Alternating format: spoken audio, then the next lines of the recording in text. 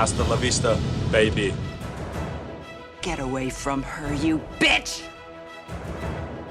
I, Iron Man. Expecto Patronum! I am your father. There's a snake in my boot! What's going on, guys? Ryan O'Toole back here again, giving you guys another review. If you guys are new here, feel free to click that subscribe button and that bell notification icon for more reviews, reactions, rankings, and more movie content. Today I'm going to be reviewing yet another movie in this little franchise of Yellow. Today I'm going to be reviewing Minions: The Rise of Gru. In 1976, 8 years after the events of the first film, 11-year-old Gru allows the Minions to work for him as their new leader. So overall, getting into the Despicable Me franchise, or Minions as well, I'm not a big fan of these movies. I would say that the first two Despicable Me movies I didn't mind, actually. The first two were pretty funny, especially Steve Carell's Gru. He's the best part of these movies. The third one, we don't talk about that one. And that first Minions movie, we don't talk about. So you can imagine how I was going into another Minions movie, but this time we're bringing young Gru into the mix.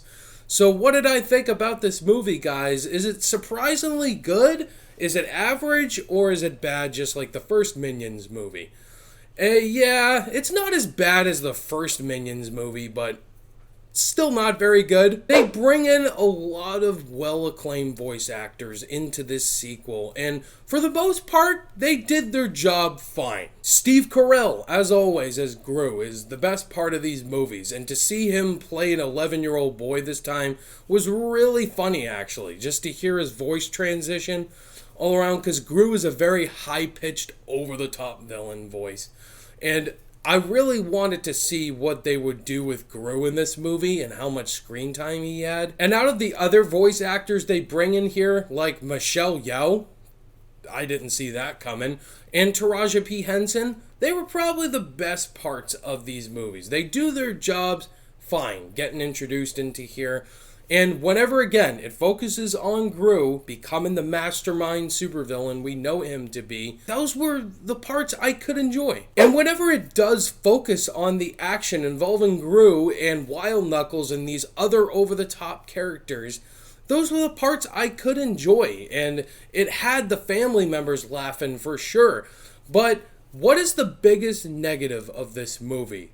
The Minions. I just don't understand why these creatures are so lovable, that people love them, that every time the Minions are in something, like they get over $1 billion at the box office. Every time the Minions are on screen, it's just super annoying, and it just takes away the purpose of what the movie is all about. And now, I get it. The kids really enjoy the Minions. It's their type of humor, but adults like me, I find it to be very annoying and not funny. And once again, comedy is very subjective. I just personally don't understand why these are the most lovable creatures. Like, they're just as lovable as Mickey Mouse or something like that. And the movie doesn't really explore what it's trying to set up. I just don't get what was going on in the second and third act of this movie. I didn't know where the movie was personally going. Like, is this a Gru movie, or is this more of like a Minions sequel? All around, it was just a pointless movie. Like, what was the point of releasing another movie like this if you're not gonna make a movie solely focused on Gru himself? Before I give you guys my final overall thoughts and grade for Minions: The Rise of Gru, if this is your guys' first time checking out the channel and you like this review, hit that like button. It really helps the channel a lot. And consider clicking that subscribe button if you want reviews, live stream formats, and movie conversations. I bring that to the channel on a week-to-week basis. So Minions: The Rise of Gru was not worse than the first Minions, but it's at the same not as good. Whenever it focuses on those damn Minions, you pretty much know what you're gonna get. A lot of annoying comedy, but whenever it does focus on Gru, I didn't mind. And it introduces a lot of great actors in here that are trying their best with the source material. Go see Top Gun Maverick again. Go watch Lightyear again. Something like that. Don't...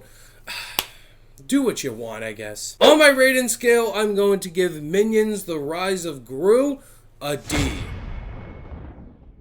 There you have it, guys. That was my thoughts on Minions: The Rise of Gru. What did you guys think about this movie? Did you love it? Think it was okay? Did you absolutely hate it? Let's talk about it in the comments. Thank you guys as always for watching this review. All my social media links are in the description below, and I'll see you guys in the next video. Bye!